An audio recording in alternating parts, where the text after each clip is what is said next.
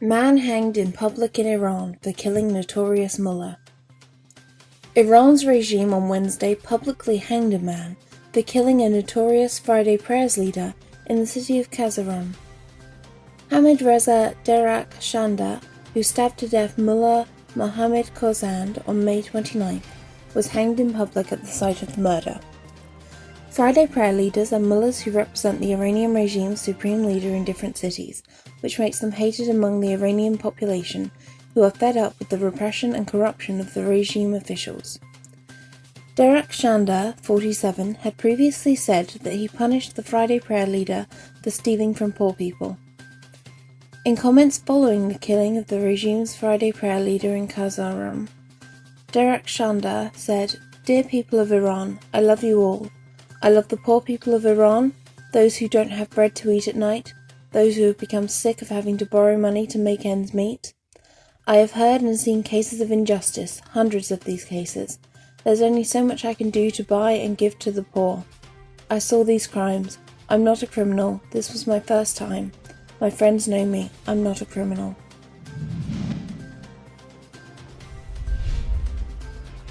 US imposes sanctions on Iranians it says are linked to regime's WMD program.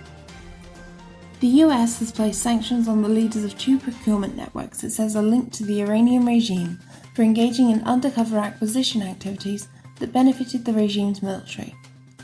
The Treasury Department said Wednesday one of the networks is led by Iranian national Hamid Degan, the CEO and chairman of one company, and the manager and board chairman of another. The agency said the network operated by Degan used a Hong Kong-based company to evade US and global sanctions and to target US technology and components for people linked to the Iranian regime and its Islamic Revolutionary Guards Corps. The Treasury Department said the second network, led by Iranian Sayed Hossein Shariat, purchased nuclear supplier groups' aluminium alloy products for the benefit of the regime's military. Iran sentences woman to 24 years for protesting compulsory hijab. The Iranian regime's revolutionary court in Tehran has sentenced civil activist Sabah Khord Afshari to 24 years in prison for protesting the compulsory hijab and refusing to give a televised confession. Afshari, in her early 20s, is presently detained in Tehran's Notorious Evin prison. Afshari was repeatedly pressured to make video confessions, something that she strongly resisted and refused to do. The intelligence ministry even arrested her mother to bring further pressure and force her to make false confessions. Afshari was first arrested on August 2, 2018, during street protests in front of Danish Jew Park in Tehran. The maximum sentence to be implemented for her is 15 years for promoting corruption and prostitution by removing her veil and walking into the streets without her veil. Amnesty International. UN must investigate Iran's 1988 massacre. In the lead-up to the International Day of Victims of Enforced Disappearances, Amnesty International on Wednesday called on the United Nations to set up an independent investigation into Iran's 1988 massacre of thousands of political prisoners.